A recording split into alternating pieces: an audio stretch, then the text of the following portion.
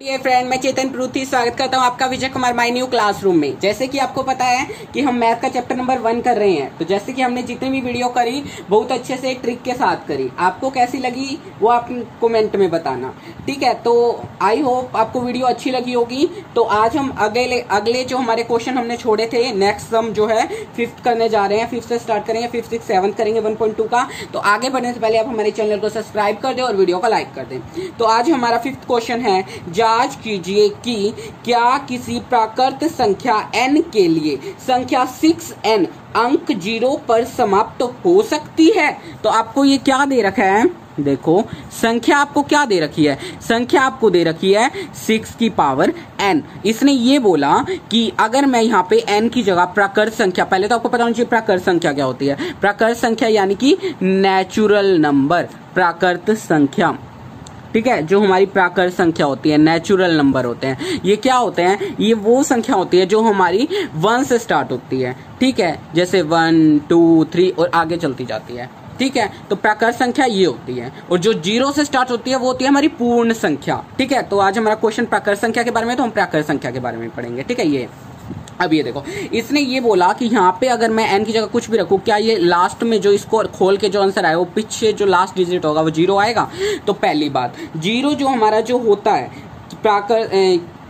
जैसे कि हम जानते हैं कोई भी जो धनात्मक प्राकृत संख्या जो 0 पर समाप्त होती है ना, वो क्या होती है, 5 से विभाज्य होती है ना, 5 से विभाज्य। इसीलिए उसके अभाज्य गुणनखंडों में अभाज्य संख्या 5 होनी चाहिए, है ना। अब देखो मेरी बात सुनो, 5 एक क्या है, फैक्टर है ना, एक फैक्टर। और एक बात और है, 5 एक प्राइम फैक्टर भी है ना, प्राइम फैक्टर कि जो अपने ही टेबल में आता है और किसी टेबल में नहीं जाता, है ना। अब देखो यहाँ पे सीधी सी बात यह है कि यहाँ पे मैं n की जगह कोई भी प्राकृत संख्या रख के देखता हूँ, क्या ये 0 आता है, तो हाँ, नहीं आता तो ना, सीधी सी बात है। तो यहाँ पे n है, मैं यहाँ पे करके दिखाऊंगा आपको। देखो 6 तो है, अब यहाँ n की जगह पे मैंने प्राकृत संख्या 1 से शुरू होते हैं तो 1 नहीं रख ली सबसे पहले। अब 6 को 1 से मल्टीप्लाई 6 की एक बार यानी कि, तो 6 की एक बार यानी कि 6 ही होता है। तो यहाँ कोई 0 आई पीछे नहीं, खाली ये तो 6 आ गया। अगला देखो 6 की 2 करके देखो। अब 6 की अगर हम 2 करते हैं यानी कि 6 मल्टीप्लाई 6 का स्क्वायर क्या होता है, 36। ऐसे ही 6 का क्यूब यानी कि 6 को 3 बार मल्टीप्लाई, 6 6 जा 36, और 36 को फिर हम 6 से क्या करेंगे, मल्टीप्लाई, तो क्या हो जाएगा 216। तो देखो कहीं पे भी ये पीछे 0 आ रहा है, नहीं आ रहा। ऐसे ही हम 6 की 4 भी करेंगे, 5 भी करेंगे, ये पीछे 0 आपका नहीं आएगा। बेशक मल्टीप्लाई करके आप देख सकते हो। वैसे एक ट्रिक ये भी है कि अगर हम वो, खाली मैं वैसे बता रहा हूँ लेकिन आपको सोल्व करके एग्जाम में दिखाना है। अगर 6 को हम कोई भी क्यूब करें, स्क्वायर करें या आगे कुछ भी इसको पावर रखें तो वो लास्ट डिजिट 6 ही आएगा, ठीक है। तो ये देखो आपको ये पूरा सोल्व करके दिखाना है। अभी आपका 0 नहीं आ रहा ना, इसने क्या बोला था, जांच कीजिए कि क्या किसी प्राकृत संख्या n के लिए, यहाँ पे जो ऊपर n दे रखा है 6 की पावर n, संख्या 6n है ना, n की जगह कुछ भी रखे, अंक 0 पर समाप्त होती है। तो क्या आपकी यहाँ पे 0 पर समाप्त हो रही है, नहीं हो रही ना। तो क्या लिखोगे आप, अतः 6n किसी भी प्राकृत संख्या n के लिए कभी भी 0 पर समाप्त नहीं होती। तो इसका आंसर आपका क्या हो जाएगा, नहीं, ठीक है। तो हिंदी आप कंप्लीट कैसे लिखोगे, अतः, बाकी मैं एक लाइन लिख के दिखा देता हूं, देखो अतः क्या लिखोगे आप, अतः 6n किसी भी प्राकृत संख्या n के लिए किसी भी 0 पर समाप्त नहीं हो सकती, किसी भी। तो आप ये लाइन नीचे लिख सकते हो, ठीक है। बाकी आपकी मर्जी है, ऊपर से हम सोल्व करके दिखा देना, ठीक है। ये लाइन लिखना चाहो तो लिख लेना। आगे हम क्वेश्चन नंबर 6 करते हैं। तो चलिए आगे क्वेश्चन नंबर 6 करेंगे। तो क्या है हमारा क्वेश्चन नंबर 6, चलो हम पहले रीडिंग कर लेते हैं क्वेश्चन नंबर 6 की। तो क्या है, व्याख्या कीजिए कि 7 मल्टीप्लाई 11 मल्टीप्लाई 13 प्लस 13 और 7 multiply 6 multiply 5 multiply 4 multiply 3 multiply 2 multiply 1 plus 1 भाज्य संख्याएं क्यों हैं, ठीक है। तो हमको ये बताना है। तो आपको क्या दे रखा है, 7 मल्टीप्लाई 11 मल्टीप्लाई 13 प्लस 13। पहला हमारे ये 2 है इसी के अंदर, तो हम पहला इसको सोल्व करेंगे। अब देखो ये आपको ये दे रखे हैं, इसके अंदर ऐसा देखो जो हम कॉमन ले सकें, है ना, जो ज्यादा बार आएगा हम उसको कॉमन ले लेंगे। अब देखो जैसे कि मैं आपको एक ट्रिक बताता हूँ कि यहाँ पे आपके मतलब जो ज्यादा बार होती है संख्या, है ना, जो कम बार होती है उसकी जो ज्यादा बार होगा हम पहले उसी को कॉमन लेंगे ना, उसी को ज्यादा महत्व दे देंगे, है ना।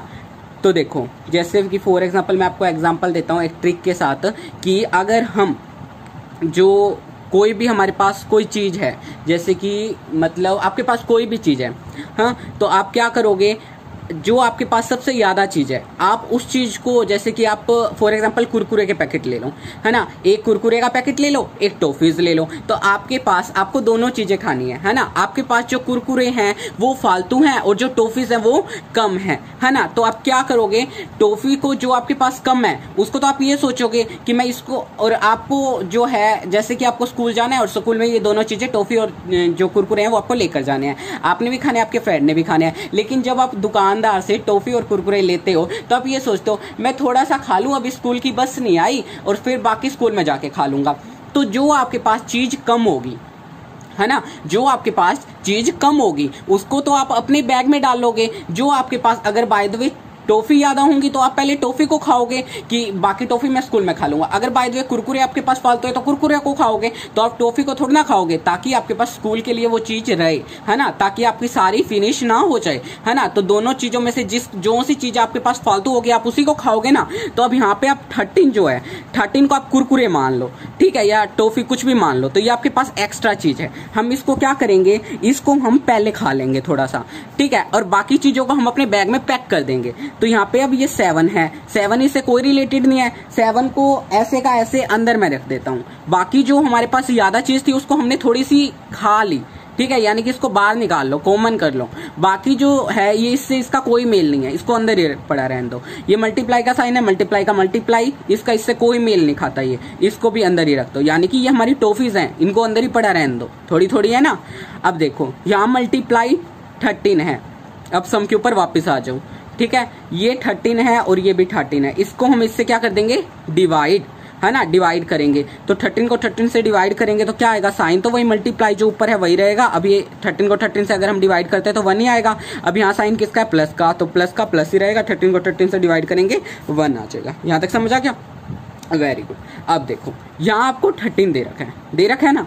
अब देखो और ये आपको क्या दे रखा है, इनको सबको वो करो, 7 की मल्टीप्लाई 11 से 77 को अगर 1 से वो करेंगे तो क्या हो जाएगा, मल्टीप्लाई करेंगे तो 77 का 77 ही रहेगा, क्योंकि 1 को किसी भी डिजिट से मल्टीप्लाई करते हैं वही रहता है। और 77 को प्लस कर देंगे 1 से तो क्या हो जाएगा, 78, यही हो जाएगा ना आपका। अब देखो ये एक हमारे पास कैसी संख्या निकली, इसको हम किसी भी डिजिट से, ये खाली ऐसा तो नहीं है ना कि ये अपने अपने टेबल में जाता हो, ये ऐसा भी है कि किसी भी और के टेबल में भी आता होगा, ऐसा है ना। ये देखो फॉर एग्जाम्पल देखो आप इसको, क्या ये 2 के टेबल से नहीं जाता है, क्यों नहीं जाता करके देखो। इसके नीचे 7 के नीचे 6 आ जाएगा, 2 के टेबल में 3 पे चला जाएगा और फिर 1 रिमाइंडर बचेगा 8, फिर 9 पे चला जाएगा 18, है ना। तो ये 2 से भाग हो रहा है, पूरा हो रहा है ना।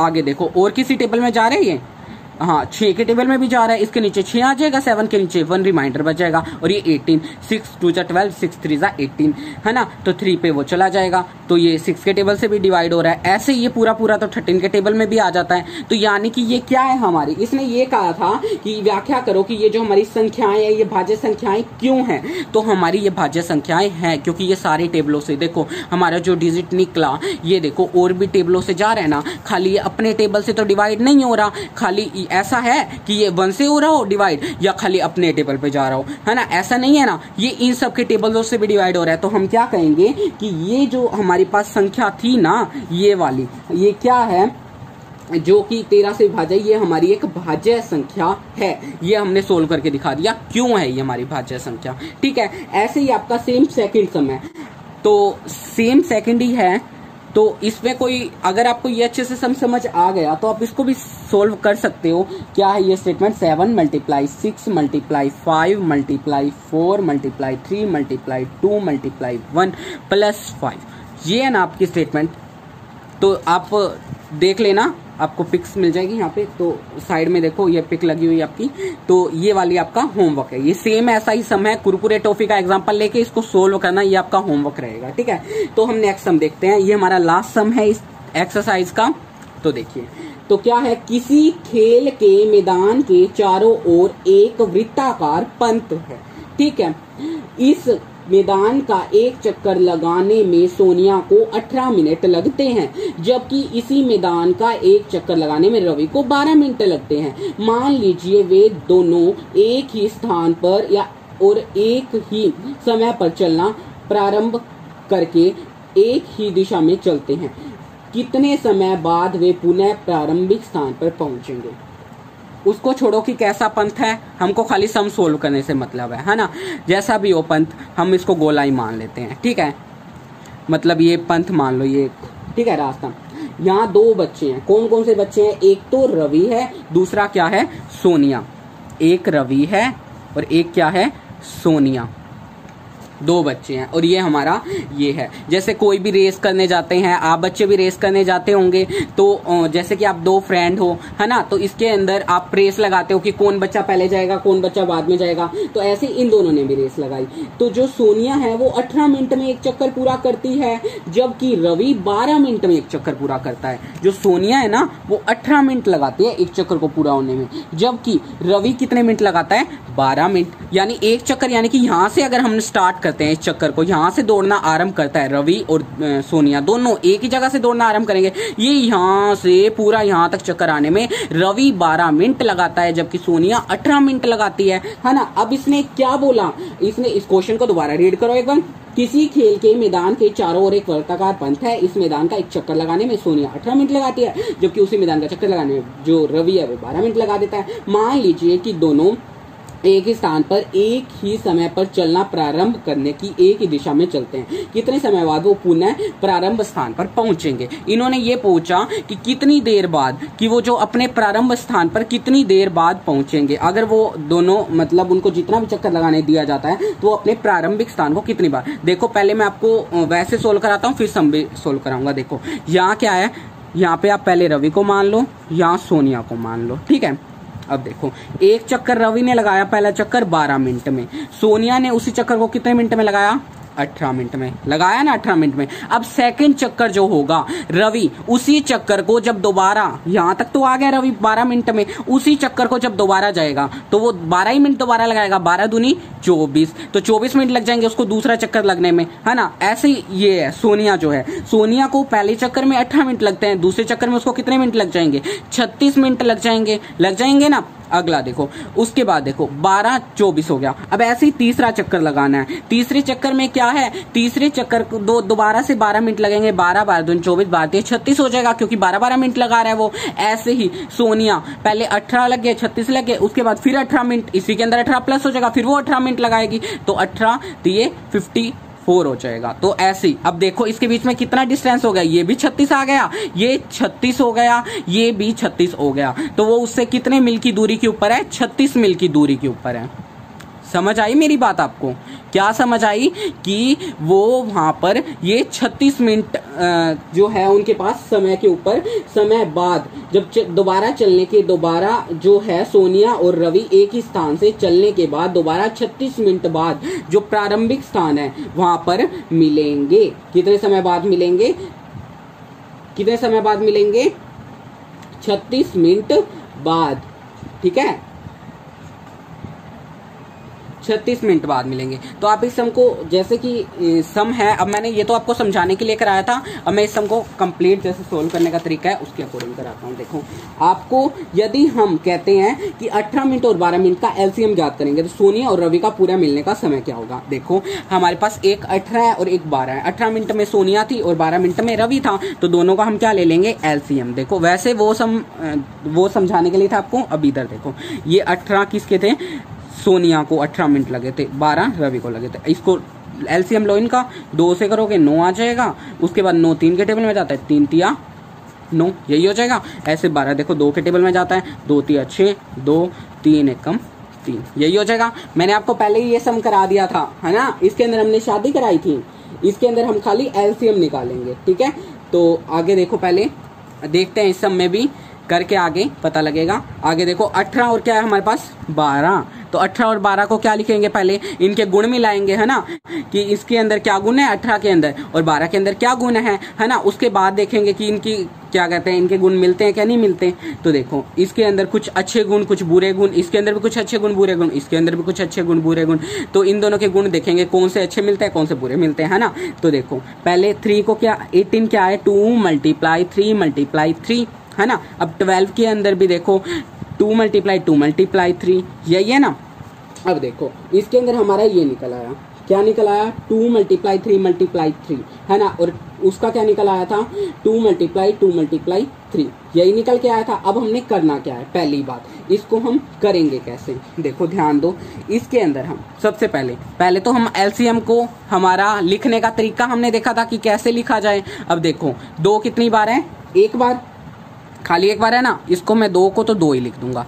और 3 कितनी बार है 2 बार है, इन 3 को मैं 3 की 2 लिख दूंगा, ताकि हमारा जो ढंग है लिखने का वो सही हो जाएगा, 3 की 2, ठीक है। ऐसे अब ये 2 बार है तो मैं क्या लिख दूं 2 की 2, और 3 एक ही बार है, यहाँ पे 3 का 3 हो जाएगा। उसके बाद देखो हमने क्या करना है एलसीएम, यही निकालना है ना। अब देखो यहाँ तो हमने एलसीएम निकालना है खाली, यहाँ पे अभी इसने शादी की तो बात ही नहीं करी, यहाँ तो खाली हमने एलसीएम निकालना है, कोई एससीएफ नहीं निकालना। एससीएफ के अंदर हम शादी कराते हैं, एलसीएम में नहीं कराते, ठीक है। तो एलसीएम हम कैसे निकालेंगे 18, और ये है ना हमारा ये जो पीछे आंसर निकला है, ये क्या निकला है। अब देखो आपका क्या निकला था 2 की 2 और 3 की 2, देखो कैसे हो गया मैं बताता हूँ आपको, बिल्कुल। देखो सबसे पहले देखो ये आपने इधर लिख लिया, इसको मैं पूरा खोल के दिखाता हूँ आपको, तब आसानी से समझ आ जाएगा। देखो ये आपको ये दिया 2, अब ये आप इतना तक तो लिख लेना, ये आपको समझाने के लिए यहाँ पे मैं कर रहा हूँ, ठीक है। एक्स्ट्रा है ये थोड़ा सा, 2 × 3 × 3, ये था आपका 18 का। उसके बाद क्या था इसका 12 का 2 × 3, यही था आपका, सीधी सी बात है, यही था ना। उसके बाद देखो हम करेंगे क्या, ठीक है। तो करेंगे क्या वो देखो, इसके अंदर हम क्या करेंगे, जो मिलते हैं उनकी हम क्या करा देंगे, शादी करा देंगे, वही बात आ गया, करा देंगे ना। अब देखो ये ऐसे मिला दिया, ठीक है। हमने अब ये क्या बन गया 4 बन गया ना, सॉरी, इनकी तो शादी होगी। अब ये इसके दोनों गुण मिल गए थे, है ना। ऐसी इसको भी कर देंगे, ठीक है। यहाँ पे एससीएफ की बात नहीं करी, खाली एलसीएम की करी है। हम वहाँ पे खाली एससीएफ की शादी करा के उनके बारे में लिख देते थे, लेकिन एलसीएम में हम क्या करते थे, शादी करा के फिर कारण तो शादी वाले जिनकी शादी होगी वो एक परिवार बन गया, उनके घर भी काट देंगे, और जिनके घर शादी नहीं हो रखी ये दोनों परिवार अलग अलग है, इनके घर अलग अलग काट देना है, जबकि इनके घर तो एक एक ही कार्ड से हमारा गुजारा चल जाएगा। देखो अगर किसी की शादी हो रखी होती है, घर में पति पत्नी है, उन दोनों को कार्ड अलग थोड़ी ना देंगे, एक परिवार को एक ही कार्ड देंगे ना, तो इनको हम एक ही कार्ड देंगे, और ये दोनों अलग अलग हैं। देखो अब आगे क्या करेंगे, अब ये हमारा 2 यानी कि एक घर हो गया, इनके घर हमने एक कार्ड देना है, तो मैं यहाँ पे 2 ही लिखूंगा। अब ये दोनों अलग अलग परिवार है, इनकी कोई शादी नहीं हो रखी, तो इन दोनों को तो हम अलग अलग कार्ड देंगे ना। तो देखो उसके बाद 3 × अब इसको भी दोबारा से अलग ही लिखूंगा मैं। उसके बाद इन दोनों की तो शादी हो गई, इसको मैं क्या लिख दूं 3, यहाँ तक समझ आ गया। अब देखो अब ये 2 है, 2 की मल्टीप्लाई 2 से कर दूं पहले, तो क्या बन जाएगा 4। अब ये 3 है, 3 की मल्टीप्लाई 3 से कर दूं, क्या बन जाएगा 9, है ना। 4 9 जा 36। अब हमने शादी भी करा दी, अब हमारा कितना आंसर आ गया आपका, शादी भी करा दी, मनोरंजन भी हो गया, और आपकी एक्सरसाइज जो थी वो भी कवर हो गई, ठीक है। आपका 36 आंसर आ गया एलसीएम लेके। तो लास्ट में आप ये लाइन लिख देना, अतः सोनिया और रवि एक ही स्थान से चलने के बाद दोबारा 36 मिनट बाद प्रारंभ स्थान पर पहुंचेंगे। कांग्रेचुलेशन बच्चों, आपकी 1.2 कंप्लीट हो चुकी है। हमने शादियां भी करा दी, मनोरंजन भी कर लिया और पढ़ भी लिया साथ साथ। तो उम्मीद है मुझे आपको ये वीडियो अच्छी लगी होगी, जैसी भी लगी आप बाकी कमेंट के अंदर लिख के बताना, अच्छी लगी, बुरी लगी, कैसी लगी। और साथ साथ बच्चा पार्टी, आप क्या करना, इन क्वेश्चन को साफ साफ राइटिंग में अपनी फेयर नोटबुक के अंदर लिख भी लिया करो, अच्छे से समझ भी लिया करो, ठीक है। अगर कोई भी क्वायरी हो, कोई भी डाउट हो किसी भी प्रकार का, किसी भी चैप्टर में से, तो प्लीज आप कमेंट बॉक्स में करो, मैं आपके क्वेश्चन का रिप्लाई जरूर दूंगा, ठीक है। तो हम आपकी फीडबैक की बहुत वैल्यू रखते हैं। तो थैंक यू मेरी तरफ से। और बाकी कोरोना के चलते आप घर में सेफ रहें, सार्वजनिक जगहों पे जाने से बचें। Thank you.